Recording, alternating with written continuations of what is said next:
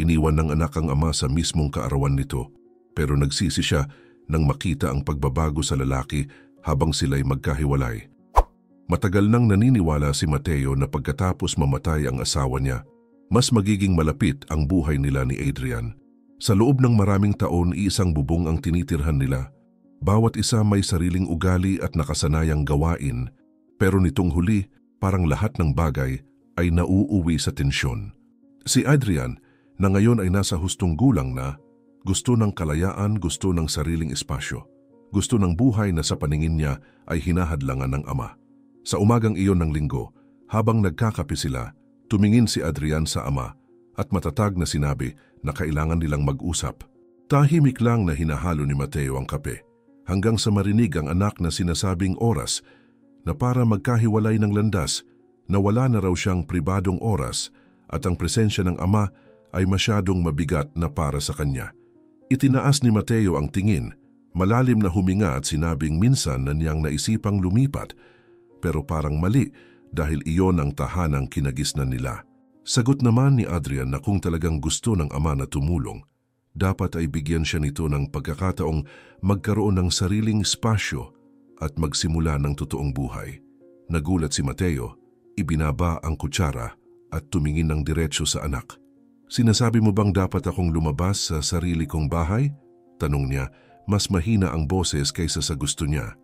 Nakapatong ang mga siko ni Adrian sa mesa at walang alinlangang sinabing, hindi lang ito basta pag-alis, kundi pagbibigay sa kanya ng pagkakataong alagaan ang lugar at gawing katulad ng matagal na niyang pinapangarap. Kung akin ang bahay, sabi ni Adrian, maaari kong ipaayos makapag-imbita ng mga tao magkaroon ng normal na buhay, Itay. Hindi mo ba naiintindihan na masyado na akong matanda para mamuhay na parang binatilyo pa?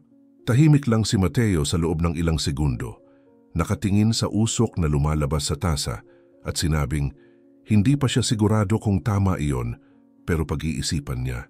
Lumipas ang mga araw pero hindi nawala ang paksa. Sa gabi ng Miyerkules, habang maingay ang telebisyon sa sala, muli itong binuksan ni Adrian. Sabi niya wala raw dahilan para maghintay pa, na pormalidad lang ito, na darating din naman ang araw na magiging kanya ang bahay kaya bakit hindi na lang ngayon. Sagot ni Mateo na hindi ganoon kasimple iyon, na ang bahay ay may kasaysayan, na bawat pader ay may alaala ng ina ni Adrian. Pero nagpumilit ang anak, sinabing hindi niya ito inaagaw sa ama. Kailangan lang niyang magsimula ng sariling buhay. Hindi ka mawawalan ng matitirhan, paliwanag ni Adrian. Kung gusto mo, ako na mismo ang hahanap ng ibang bahay para sa iyo. Pero kailangan kong maging akin ito. Kailangan kong magkaroon ng kalayaan. Pagsapit ng Biyernes ng hapon, dumating si Adrian dala ang mga papeles. Sabi niya, nakausap na raw niya ang taong marunong sa ganitong bagay at pirma na lang ang kailangan para matapos ito.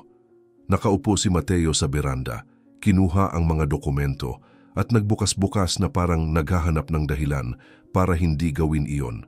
Sigurado ka ba dito? Tanong niya, hindi inaalis ang mata sa mga pahina. Sagot ni Adrian na hindi siya kailanman naging kasing sigurado gaya ngayon. Muling nagtanong si Mateo kung hindi ba siya magsisisi, kung hindi ba ito padalos-dalos. Umiling si Adrian at sinabing hindi. Gusto lang daw niyang magkaroon ng bagay na pwede niyang tawaging kanya.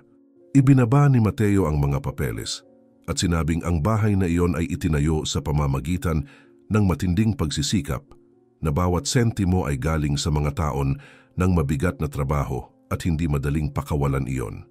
Alam ko, Itay, sagot ni Adrian, pero palagi niyo ring sinasabi na gusto niyo ang ikabubuti ko. Ito ang kailangan ko ngayon, hindi lang para sa bahay, para ito sa buhay ko. Tinulungan niyo na ako sa lahat ng bagay, ito na lang ang kulang. Pumikit si Mateo sandali, malalim na huminga at sinabing kailangan pa niyang mag-isip. Tumawid ang mga braso ni Adrian at sinabing na pag-usapan na nila ito ng sobra at walang silbi pa ang pag-antala. Sandaling pahinga muna. Para patuloy naming maibigay ang ganitong klaseng inspiradong kwento ng libre, hinihiling namin na mag-iwan kayo ng like at mag-subscribe sa channel. Sabihin niyo rin sa komento kung saan kayo nanonood ng kwentong ito. Maraming salamat at itutuloy na natin ang kwento. Kinabukasan habang kumakain sila ng tanghalian, muling binuksan ni Adrian ang paksa. Sabi niya, May oras na raw siya sa opisina ng notaryo na handa na ang lahat at kailangan na lang nilang pumunta. Tinanong ni Mateo kung bakit nagmamadali, pero sagot ng anak na hindi ito pagmamadali kundi pangangailangan. Hindi ko maiplano ang kahit ano, Itay, sabi niya. Hindi ko maipaayos, hindi ko mabago, ni hindi ko madala ang mga taong gusto ko. Parang nakatigil ang buhay ko. Tahimik lang na nakinig si Mateo hanggang sa sabihin ni Adrian na kung talagang may tiwala ang ama sa kanya, gagawin niya iyon nang walang pag-aalinlangan. Sa sumunod na Lunes, pumunta sila sa notaryo. Mukhang nagdadalawang isip pa rin si Mateo, pero sobrang paniniwala ang ipinapakita ni Adrian na parang imposible na ang tumanggi. Habang naghihintay para pumirma, sinabi ni Mateo na sana hindi siya nagkakamali. Sagot ni Adrian na hindi, na ito ang pinakamagandang desisyon para sa kanilang dalawa, na mas magiging panatag ang ama sa ibang lugar, at siya, si Adrian, ay makakapagsimula na ng sariling buhay. Nang tawagin ang pangalan nila, kinuha ni Mateo ang panulat na nanginginig ang kamay. Tiningnan niya ang anak at muling nagtanong kung sigurado ito. Tumango si Adrian at sinabing para ito sa kabutihan nila. Sa mabigat na buntong hininga, pinirmahan ni Mateo ang mga papeles. Pakiramdam niya ay parang nagsasara siya ng isang kabanata ng sariling buhay. Ngumiti si Adrian ng kontento, nagpasalamat at sinabing ngayon magsisimula nang bumuti ang lahat. Si Mateo, pilit na naniniwala, ay sumagot lang na sana tama ang ginagawa niya. Sa mga sumunod na araw, napansin niyang nagbibigay ng pahiwatig si Adrian na may espesyal itong gagawin para sa kaarawan ng ama. Binanggit nito ang mga sorpresa, kakaibang selebrasyon, at nagsimulang isipin ni Mateo na baka senyalis iyon na sa wakas ay gaganda na ang relasyon nilang mag-ama. Sa araw ng kaarawan, maagang pumasok si Adrian sa silid ng ama. Tinatawag siya ng may kasabikan na tila totoo. Sinabi niyang may inihanda siyang sorpresa at magiging kakaiba ang araw na iyon. Espesyal, isang bagay na hinding-hindi nila malilimutan.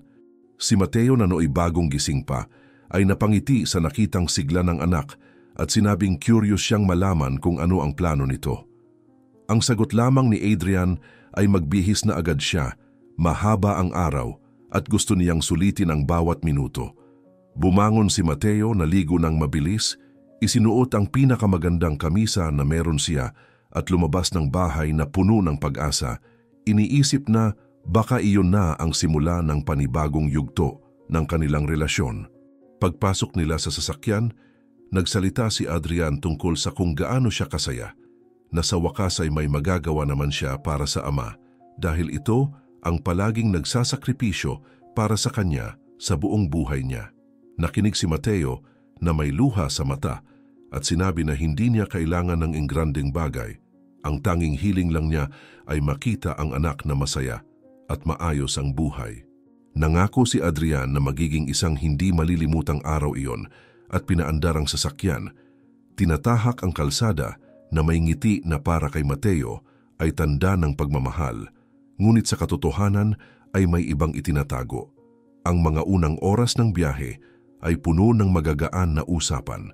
Ikinuwento ni Adrian kung paano niya planong baguhin ang bahay ngayong nakapangalan na sa kanya at sinabing baka magpagawa siya ng hardin sa likod, isang magandang lugar na may mga bulaklak para mas maging maaliwalas ang paligid. Nabanggit ni Mateo na matagal ng pangarap ng ina nito ang magkaroon ng hardin at magiging maganda nga iyon. Magiging perpekto ito, Itay, sabi ni Adrian, nakatingin sa bintana. Lahat bago, lahat iba. Malaking pagbabago ang darating. Sagot ni Mateo na masaya siyang marinig iyon. Pangarap niyang makita ang anak na nagmamature at natututong kontrolin ang sarili niyang buhay. Habang tumatagal, napansin ni Mateo ang kalayuan at nagtanong kung saan ba sila papunta. Pero umiwas si Adrian at sinabing bahagi iyon ng sorpresa. Unti-unting nagbago ang tanawin, kaunti na lang ang mga bahay at ang kalsada ay tila papalayo na nang papalayo sa kabihasnan. Nabanggit ni Mateo na parang hindi pa siya nakakarating ng ganito kalayo, pero tiniyak ni Adrian na nasa kontrol lahat at malapit na silang makarating. Magtiwala ka sa akin, sabi niya, na ngayon ay may ngiting parang may bahid ng kaba. Upang hindi masira ang mood, Nagpasya si Mateo na huwag nang pilitin pa. Maya-maya, huminto si Adrian sa gilid ng mahabang kalsadang napapalibutan lamang ng mga bukirin at ilang malalayong puno. Pinababa niya ang ama, sinasabing naroon na sila. Naglibot ng tingin si Mateo, naguguluhan, at nagtanong kung nasaan ang sorpresa. Binuksan ni Adrian ang compartment, kinuha ang isang maliit na maleta at kalahating boteng tubig at iniabot ito sa ama. Ito ang bago mong tahanan, sabi niya. Itinuro ang kawalan sa paligid. Napatawa ng pilit si Mateo at nagtanong kung biro ba iyon na walang kwenta. Sagot ni Adrian ay hindi iyon biro, kailangan lang niya ng privacy. At ngayon magkakaroon na ang ama ng lahat ng espasyo sa mundo para sa sarili niya. Nanatiling nakatayo si Mateo, hindi makapaniwala. Seryoso ka ba? Tanong niya na may nanginginig na boses. Sinabi ni Adrian na oo, na sa wakas ay magkakaroon na siya ng buhay na gusto niya at kailangang matuto ang ama na alagaan ang sarili nang walang inaasahan sa kahit sino. Bago pa man makapagsalita si Mateo, sumakay na si Adrian sa sasakyan. Sinabing nagmamadali siya at mabilis na umalis sa kalsada. Iniiwan ng ama na may hawak na maleta at kalahating boteng tubig. Nakatayo lamang si Mateo ng ilang minuto, pinagmamasdan ng alikabok na iniwan ng kotse. Umaasang babalik pa ang anak at na baka isa lamang itong kalokohan. Lumipas ang mga oras, tumaas ang araw at naging matindi ang init. Ininom ni Mateo ang tubig, pero mainit na ito at halos hindi makapawi ng uhaw. Nagpasya siyang magsimulang maglakad, tinatahak ang kalsada sa pag-asang may makikitang tao. Matagal siyang naglakad, mabigat na ang mga paa, hanggang sa malayo ay nakita niya ang isang malaking tarangkahan at isang malaking bahay na napapalibutan ng malalawak na berdeng bukirin. Dahan-dahan siyang lumapit, nahihiya at kumatok sa may pasukan. Isang payak na lalaki, may suot na kupas na sombrero at damit na halatang gamit na gamit ang sumalubong sa kanya. Humingi ng paumanhin si Mateo sa abala at nagtanong kung maaari siyang makahingi ng tubig. Ipinaliwanag na buong araw na siyang naglalakad. Inanyayahan siya ng lalaki na pumasok at nagdala ng isang basong puno ng tubig na ininom ni Mateo ng minsanan, paulit-ulit na nagpapasalamat. Nang makita ang kanyang kalagayan, tinanong ng lalaki kung ano ang nangyari. Sandaling nag-atubili si Mateo, pero sa huli ay naikwento niya na iniwan siya ng anak sa kalsadang yon, na wala siyang alam kung saan pupunta at hindi niya maintindihan kung paano nauwi sa ganito ang lahat. Tahimik na nakinig ang lalaki at pagkatapos ay sinabing naiintindihan niya iyon ng mabuti. Ikinuwento niya na may mga anak din siya, pero wala nang nakatira sa kanya ngayon dahil lumalapit lang ang mga ito kapag may kailangan, kadalasan pera. Nang malaman ng mga anak na wala silang makukuha ng libre, umalis sila at hindi na bumalik. Minsan mas mabuti na rin iyon, sabi ng lalaki, nakatingin sa bukirin. Hindi lahat ng paghihiwalay ay trahedya. May mga taong natututo lang pahalagahan ang mga bagay kapag nawala na ang mga ito. Tinanong ni Mateo kung paano siya nakikibagay sa kalungkutan. At sumagot ang lalaki na hindi naman siya nag-iisa. Nakasama niya ang mga manggagawa sa bukid, ang mga lupaing pinapangalagaan niya, at natutunan niyang pahalagahan ang mga taong tunay na gustong manatili, hindi ang mga dumarating lang kapag may makikinabang. Doon lang nalaman ni Mateo na ang lalaking ito na mukhang payak ay si Ramon pala. Ang may-ari hindi lang ng lupang iyon kundi ng ilan pang malalaking bukid sa paligid, isang napakayamang tao na piniling mamuhay ng simple.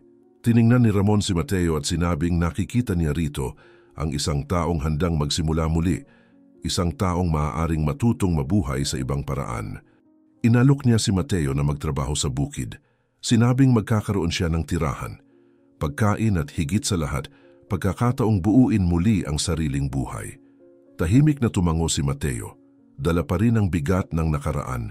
Hindi alam na iyon pala ang simula ng isang bagong yugto para sa kanya. Sa mga sumunod na linggo, nagdala ito kay Mateo ng isang rutang lubos na bago. Sa mga unang araw pa lang sa bukid, maagang dumating si Ramon sa barong-barong na tinutuluyan nila at sinabing gusto niyang makita si Mateo na tumutulong sa kamalig. Sagot ni Mateo, wala siyang problema roon, na naroon siya para gumawa ng anumang kailangan at sumunod siya nang hindi nagtatanong. Habang umaga, pinagmamasdan ni Ramon, mula sa malayo habang tinuturuan si Mateo ng ibang manggagawa kung paano paghiwalayin ang pakain, linisin ang mga painuman at isara ang mga kulungan. Pagsapit ng tanghali, nang sabay-sabay silang kumain, umupo si Ramon sa tabi ni Mateo at sinabing humanga siya. Bihira ang mga taong dumarating dito at nagtatrabaho ng ganyan kaagad sa unang linggo. Sabi niya, nakatitig dito. Sagot ni Mateo na wala naman siyang ibang pagpipilian, kailangan niyang matuto ng mabilis para hindi maging pabigat sa kahit sino. Ngumiti si Ramon at sinabing nakikita niya ang potensyal dito at baka hindi magtagal ay mabibigyan siya ng mas mabibigat na gawain. Sa pagtatapos ng hapon, habang isinusoli ang mga gamit, tinanong ni Ramon kung ayos lang kay Mateo na tumulong sa pagbibilang ng mga hayop kinabukasan. Pumayag si Mateo, ngunit nagtanong kung bakit ito nagtitiwala agad sa isang halos kakakilala pa lang niya. Sagot ni Ramon, hindi iyon tungkol sa tiwala kundi sa pagtingin kung sino ang handang matuto. Ang may gustong matuto, balang araw gagawin ng tama, dagdag pa niya.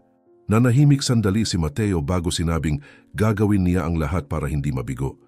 Samantala sa bahay na nasa pangalan na ngayon ni Adrian, sinalubong niya si Clarice ng ngiting pilit tinatago ang kaba.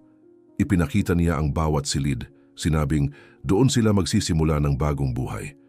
Na maaari nilang ayusin ang lahat ng magkasama at iyon ang magiging simula ng ibang yugto. Tiningnan ni Clarice ang mga kupas na dingding at tinanong kung hindi ba naisip ni Adrian na pinturahan muna bago siya dinala roon. Sagot ni Adrian na dahan-dahan nilang aayusin iyon, na gusto niyang makuha ang opinyon ni Clarice at siya ang tumulong magdesisyon sa lahat. Napakunot ang noo ni Clarice at sinabing mas mataas ang inaasahan niya na inisip niyang mas moderno ang bahay. Maaari nating baguhin ang lugar na ito, sabi ni Adrian. Pilit pinananatili ang sigla. Magiging ayon sa gusto mo, kailangan ko lang ng oras. Sa mga sumunod na araw, nagsimulang magreklamo si Clarice sa maliliit na bagay. Sabi niya, masyadong maliit ang kusina, kailangang palitan ang mga tiles sa banyo at mukhang walang dating ang sala. Sagot ni Adrian na aayusin niya lahat iyon pero humihingi siya ng pasensya. Hindi ganoon kasimple, paliwanag niya isang gabi matapos ubusin ang ipon sa pagbili ng pintura at ilang tabla para ayusin ang sahig. Sagot ni Clarice na mas magaganda ang bahay ng mga kaibigan niya at ayaw niyang mapag-iwanan. Sinubukang ipaliwanag ni Adrian na hindi nila pwedeng ikumpara ang buhay nila sa iba, pero sagot ni Clarice na hindi niya kailangan ng paliwanag, kailangan niya ng resulta. Sa bukid, sinimulang samahan ni Mateo si Ramon sa mga pulong kasama ang mga manggagawa. Isang umaga, pinatabi siya ni Ramon habang pinag-uusapan ang pagbili ng mga binhi para sa susunod na taniman. Tahimik lang na nakinig si Mateo, sinusubukang intindihin ang mga desisyon. Paglabas nila, tinanong ni Ramon kung ano ang palagay niya. Mukhang komplikado, sagot ni Mateo, pero naintindihan kong bawat desisyon ay may malaking epekto sa hinaharap. Tumango si Ramon at sinabing iyon mismo ang gusto niyang matutunan nito dahil ang pamamahala ng bukid ay hindi lang basta pagpapatrabaho sa tao kundi pag-iisip ng buwan-buwan sa hinaharap. Kinagabihan, nagdala si Adrian ng mas maraming gamit sa bahay at sinabing sisimulan na niya ang pagpipintura sa weekend. Mas magiging maayos na ito, pangako niya. Sagot ni Clarice na hindi lang magagandang pader ang gusto niya, kundi bagong kasangkapan, hardin at lugar para sa mga handaan. Napahawak si Adrian sa mukha, halatang pagod, at sinabing gagawin niya ang lahat pero paubos na ang pera. Kailangan mong maghanap ng mas magandang trabaho, sabi ni Clarice, o hindi natin makukuha ang buhay na gusto ko. Sagot ni Adrian na sinusubukan naman niya pero hindi nagbabago ang mga bagay sa isang iglap. Samantala, pinatawag ni Ramon si Mateo para mag-usap sa terasa ng bahay bukid. Sinabi niyang nakikita niya rito ang isang taong kailangan ng pagkakataon para magsimula muli at gusto niyang italaga ito sa pagbabantay ng pagpapakain sa mga hayop. Tinanong ni Mateo kung hindi pa ba maaga para doon. Pero sagot ni Ramon na mas gusto niyang bigyan ng tsansa ang may sigasig kaysa magsayang ng oras sa mga tamad. Nagpasalamat si Mateo, sinabing bawat araw doon ay nagtuturo sa kanya ng higit pa sa inaasahan niyang matutunan sa buong buhay niya. Saka sinabi ni Ramon na alam niyang May mga anak ito at tinanong kung hindi ba siya nangungulila. Huminga ng malalim si Mateo bago sumagot na oo, pero may mga paghihiwalay na kailangang mangyari para matutunan ng bawat isa ang sariling halaga. Tumango si Ramon at sinabing alam na alam niya ang pakiramdam na iyon. Sa bahay ni Adrian, nagsimulang dumami ang mga pagtatalo nila ni Clarice. Isang hapon, sinabi ni Clarice na ayaw na niyang mamuhay na may tumutulong bubong at walang ayos ang beranda. Sagot ni Adrian na ginagawa niya ang lahat ng makakaya, pero sabi ni Clarice na ang mga kaibigan niya ay may mga asawang nagbibigay ng mas maayos na buhay. Hindi ako sila, pagod na sagot ni Adrian, at sinusubukan kong buuin lahat mula sa simula. Sagot ni Clarice na baka mali ang pinili niyang tao para magsimula ng bagong buhay. Sa hasyenda, hiniling ni Ramon kay Mateo na sumama sa susunod na usapan para sa pagbenta ng parte ng ani. Sabi ni Mateo na wala siyang alam sa ganoon, pero sagot ni Ramon na matututo siya sa pamamagitan ng panunood. Pagkatapos ng pagpupulong, sinabi ni Mateo na hindi siya makapaniwala sa laki ng halaga, na hindi niya inakalang ganoon kalaki ang negosyo. Sagot ni Ramon na mahirap pamahalaan ng ganitong kalaking operasyon, pero nagsimula lang din yon sa maliit at ang sipag at tiyaga ang nagdala sa kanila rito. Sabi ni Mateo na gusto rin niyang umabot sa ganitong punto, hindi para yumaman, kundi para magkaroon ng dahilan para bumangon araw-araw. Ngumiti si Ramon at sagot niya na kaya nga binibigyan niya si Mateo ng mas maraming responsibilidad. Samantala, natapos ni Adrian ang pagpipinta ng sala at tinawag si Clarice para tingnan ito. Tinanong niya kung mas maayos na ba ito. Tumingin si Clarice sa paligid at sinabing oo, pero hindi pa rin daw sapat. Tinanong ni Adrian kung ano pa ang gusto niya at sagot ni Clarice na nangangarap siya ng bahay na hindi kailangang maghintay ng maraming taon bago matapos. Naupo si Adrian na pagod at sinabing hindi na niya alam kung ano pa ang gagawin para mapasaya siya. Tumingin si Clarice at sagot niya na baka iyon ang problema na sinusubukan niya pero hindi niya kailanman naaabot ang inaasahan niya. Sa gabing iyon din, bumalik si Mateo sa tirahan na pagod pero masaya. Sinabi niya sa mga trabahador na tutulungan na niya si Ramon sa organisasyon ng hasyenda. May isang nagsabi na wala pang nakakakuha ng tiwala ng amo ng ganoon kabilis. Sagot lang ni Mateo na baka dahil pagkatapos ng lahat ng nawala sa kanya, ngayon lang niya totoong naintindihan ang halaga ng magsimula muli. Lumipas ang ilang buwan at nagbago ang buhay ni Mateo sa paraang siya mismo'y nahirapang paniwalaan. Isang araw tinawag siya ni Ramon para mag-usap pagkatapos ng almusal sa opisina ng hasyenda. Tumingin ito ng seryoso at sinabi, Mateo, matagal ko nang sinusubaybayan ang trabaho mo. Tinanggap mo lahat ng gawain ng walang reklamo, mabilis kang natuto at ipinakita mong may pananagutan ka. Gusto kong ikaw ang maging bagong tagapamahala ng hasyenda na ito. Ilang segundo bago nakasagot si Mateo at nagtanong kung sigurado ba si Ramon sa desisyong iyon. Oo, sagot ni Ramon. Bagay sa iyo ang posisyon na ito at ayokong dito lang tayo tumigil. Gusto kong sumama ka sa akin para makita ang iba pang mga ari-arian. Matututo ka kung paano gumagana ang lahat at sa tamang oras, tutulong ka sa pamamahala ng buong network. Nagpasalamat si Mateo ng taos-puso, sinabing hindi niya inakalang magkakaroon siya ng ganitong pagkakataon at nangakong gagawin niya ang lahat para hindi mabigo ang tiwala ni Ramon. Ang mga sumunod na linggo ay naging abala. Dinala ni Ramon si Mateo sa iba't ibang hasyenda para ipakita ang mga detalye tungkol sa pagtatanim, pag-aalaga ng hayop, lohistika ng transportasyon at pakikipagkasundo sa mga supplier. Sa isa sa mga biyahe, sabi ni Mateo, hindi ko inakalang matututo ako ng ganito karami sa edad na ito. Nang dumating ako rito, gusto ko lang ng lugar para hindi magutom at ngayon para bang nabuksan ang bago kong mundo. Ngumiti si Ramon at sagot niya, ganun talaga nagsisimula. Una nagtatrabaho ka para mabuhay hanggang sa ma-realize mong maaari kang magtrabaho para makabuo ng mas malaking bagay. Iyan ang gusto kong gawin mo mula ngayon.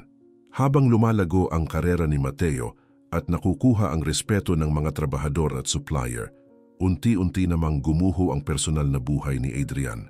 Nalaman ni Clarice mula sa isang tsismosa na ang bahay na tinitirhan nila ay hindi binili ni Adrian kundi ipinasa lang sa pangalan niya ni Mateo.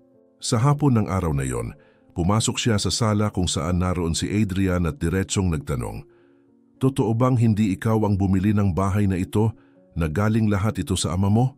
Sinubukan ni Adrian na ipaliwanag, sinabing wala namang masama doon na nasa pangalan na niya ang bahay at iyon lang ang mahalaga. Nakatawid ang mga braso ni Clarice at malamig na sagot, "Mahalaga para sa iyo, hindi para sa akin. Akala ko may buhay akong binubuo kasama ang isang taong independent na kayang makamit ang mga bagay ng sarili niya. Ngayon nalaman kong minana mo lang ang lahat." Galit na sagot ni Adrian na wala siyang karapatang magsalita ng ganoon, na nagtatrabaho siya at sinusubukan niyang pagandahin ang buhay nilang dalawa, pero ayaw nang makinig ni Clarice. "Nagtatrabaho?" Sarkastikong sagot niya. "Mas marami kang oras na ginugugol sa pag-aayos ng lumang bahay na ito kaysa sa paggawa ng isang bagay na totoong magbabago ng buhay natin. Hindi ako ipinanganak para mabuhay sa tira-tira." Tumayo si Adrian, hindi makapaniwala, at tinanong kung ano ba talaga ang gusto niya. Diretsong sagot ni Clarice, "Gusto ko ng taong magbibigay sa akin ng buhay na nararapat para sa akin, at hindi ikaw iyon."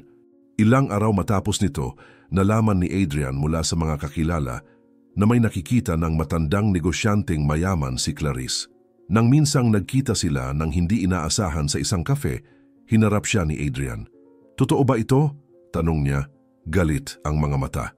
Walang ekspresyon si Clarice nang sumagot, "Totoo. Sinabi ko na hindi ako maghihintay sa mga pangako. Gusto ko ng mas magandang buhay at nahanap ko na ang taong kayang ibigay iyon." Sinubukan ni Adrian na mga tuwiran, sinabing itinatapon niya ang lahat ng pinagsamahan nila, pero sagot lang ni Clarice, "Wala namang itinatapon, mga ilusyon lang." Pagbalik sa bahay, mag-isa lang si Adrian na naglalakad sa mga silid ng tahimik. Umupo siya sa sala at tumingin sa mga pader na bagong pinturahan na ilang buwan lang ang nakalipas ay naging dahilan ng mga pagtatalo. Naalala niya ang lahat ng pangako na ginawa niya kay Clarice at kung paano ngayon wala nang makikinig sa kanyang mga paliwanag. Sa isang sandali ng pagkabigo, tinawagan niya ang ilang kaibigan, pero lahat may dahilan para hindi siya makipagkita. Hindi namamalayan, bumulong siya sa sarili, "Noon kahit papaano may tatay pa akong makakausap." Samantala, pauwi si Mateo mula sa isa pang biyahe kasama si Ramon. Sa sasakyan sinabi ni Ramon, "Mateo, alam mo ba na halos mag-isa mong inayos ang negosasyon ng buong aning iyon? Ako nga'y nakatingin lang." Sagot ni Mateo na nagulat din siya sa sarili na hindi niya akalaing kaya niyang gawin iyon. Tumawa si Ramon at sinabi, "Kaya nga sinasabi kong ikaw ang kanang kamay ko ngayon. Mas pinagkakatiwalaan kita kaysa karamihan." Kinabukasan, maagang umalis si Mateo kasama ang mga tauhan ng bukid para bumili ng materyales sa bayan. Maayos ang pananamit niya. May tindig ng taong nirerespeto at kinikilala. Sa truck nagtatawanan ang mga lalaki, nagkukwento tungkol sa ani, sa mga biyahe, at pati sa unang mga linggo ni Mateo sa bukid, noong halos wala pa siyang alam sa mga gamit at laging pagod tuwing uuwi pero walang reklamo. Tumatawa si Mateo kasama nila, sinasagot ang mga biro ng may pasensya at mabuting kalooban, at napansin ng lahat kung paanong nagbago siya mula noong araw na iniwan siya sa kalsada, walang direksyon at walang dala. Ngayon siya na ang nagkokoordina ng maraming lupain at kasama si Ramon, gumagawa ng mahahalagang desisyon na may epekto sa daan-daang manggagawa. Pagdating nila sa bayan at sinimulang ibaba ang mga materyales sa tindahan, dumaan si Adrian sa bangketa at biglang natigilan nang makilala ang boses ng ama. Sumilip siya at nakita si Mateo na napapalibutan ng mga tauhan, nagtatawa, nagsasalita. Parang ibang tao kaysa sa iniwan niya noon. Tumigil si Adrian ng ilang sandali, hindi maintindihan ang nakikita. Hindi niya kilala ang kumpiyansang iyon ni ang autoridad na iyon na sinusunod ng lahat. Pumasok si Adrian sa tindahan at lumapit. Pero bago pa man siya makapagsalita, napansin na ng isa sa mga tauhan ang presensya niya at tinitigan siya ng seryoso. Unti-unting natahimik ang lahat, napansin kung sino ang dumating. Lumamig ang hangin sa paligid. Hindi mapakali si Adrian, tumingin sa ama at nagtanong ng may pag-aalinlangan, Anong nangyari sa iyo pagkatapos ng araw na iyon? Nagtinginan ang mga tauhan at may pabulong na nagsabing hindi niya kayang kausapin ang taong kayang iwan ang sariling ama sa kalsada. May isa pang nagsabi na may mga bagay na hindi basta napapatawad at na hindi nila gusto ang pagkikitang ito. Itinaas ni Mateo ang kamay, humihingi ng katahimikan at matatag na sinabi, "Tama na, anak ko siya." At walang pwedeng magsalita ng walang respeto dito. Tumahimik ang lahat, pero nanatiling seryoso ang mga mukha. Humarap si Mateo kay Adrian at sinabing lumabas sila para mag-usap ng pribado. Naglakad sila hanggang sa may tahimik na sulok, malayo sa ingay ng tindahan. Tumingin muna sa lupa si Adrian bago nagsalita. "Gusto kong malaman ang nangyari pagkatapos kong umalis." Malalim ang buntong hininga ni Mateo bago sumagot. "Pagkatapos mong iwan ako sa kalsadang iyon, naglakad ako ng walang direksyon hanggang sa makahanap ako ng bukid. Humingi lang ako ng tubig, pero si Ramon, binigyan niya ako hindi lang tubig at pagkain, kundi pati pagkakataon. Nagsimula ako sa walis sa mga hayop hanggang natutunan ko ang parte ng administrasyon, sumama sa mga biyahe. At ngayon tinutulungan ko siyang pamahalaan ng lahat ng bukid niya. Ang taong nakikita mo ngayon ay isinilang mula sa araw ng pag-abandona mo." Tahimik si Adrian, pilit iniintindi ang mga salita ng ama. Pagkaraan ng ilang sandali, sinabi niya, "Hiwalay na kami ni Clarice. Ibig kong sabihin, siya ang nakipaghiwalay. Sabi niya, gusto niya ng mas maraming pera, mas marangyang buhay. Sa tingin ko, hindi niya talaga ako minahal." Nakahalukip-kip si Mateo at sinabing, "Baka nga hindi. Pero iyan ang klase ng taong minsan ibinibigay ng buhay para may matutunan tayo. Ang problema ay kung hindi tayo natututo." Itinaas ni Adrian ang tingin at mahina ang boses na nagsabing, "Tay, humihingi ako ng tawad sa araw na iyon. Magulo ang isip ko noon, galit ako, gusto ko lang ng kalayaan. Mali lahat ng ginawa ko." Dahan-dahang tumango si Mateo at sinabing, "Oo, mali nga, pero walang saysay ang paghingi ng tawad kung ganoon ka pa rin." Kumunot ang noo ni Adrian at nagtanong kung ano ang ibig niyang sabihin. Tiningnan siya ni Mateo ng seryoso at sinabing, "Ibig kong sabihin hindi sapat ang salita. Kailangang may pagbabago." Nag-atubili si Adrian, kinamot ang batok at saka nagsabing, "Kailangan ko ng pera, tay. Kaunti lang para makapagsimula ulit." Pumikit si Mateo at malalim na bumuntong hininga, ramdam ang bigat sa dibdib. Saka siya nagsabi, "Laging pera ano? Kahit pagkatapos ng lahat, iyan pa rin ang habol mo." Pinaliwanag ni Adrian na para lang iyon sa panibagong simula, pero pinutol siya ni Mateo. "Hindi mo naiintindihan. Naibigay ko na ang lahat pero walang nangyari. Baka kailangan mong matuto sa pinakamahirap na paraan." Sa mga sumunod na araw, kinausap ni Mateo si Ramon at ikinuwento ang pagkikita nila ng anak. Sinabi niyang tila nagsisisi ito pero naghahanap pa rin ng madali ang solusyon. Tahimik na nakinig si Ramon bago sumagot. Kung gusto niyang magtrabaho, may oportunidad, pero magsisimula siya sa pinakamababa at pinakamahirap na posisyon. Walang espesyal na pabor. Kung gusto niyang magbago, magsisimula siya gaya ng lahat.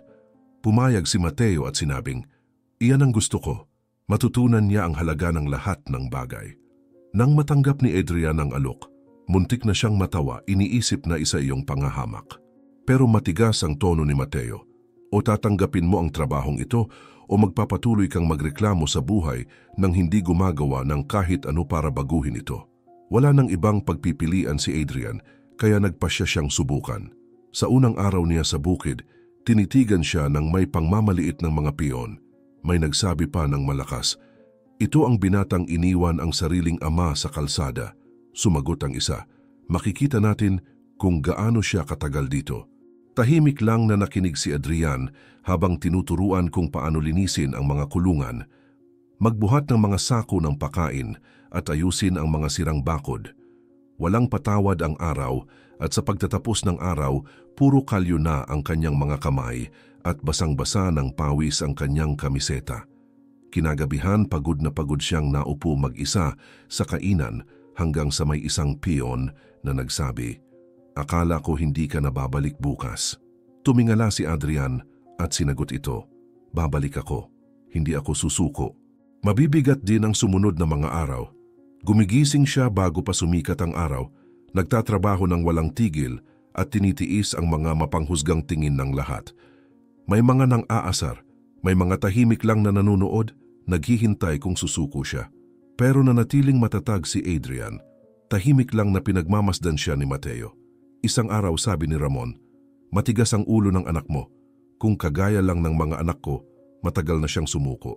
Tinanong ni Mateo kung ano ang ibig niyang sabihin at ipinaliwanag ni Ramon, "Hindi kailanman gusto ng mga anak ko ang ganitong trabaho.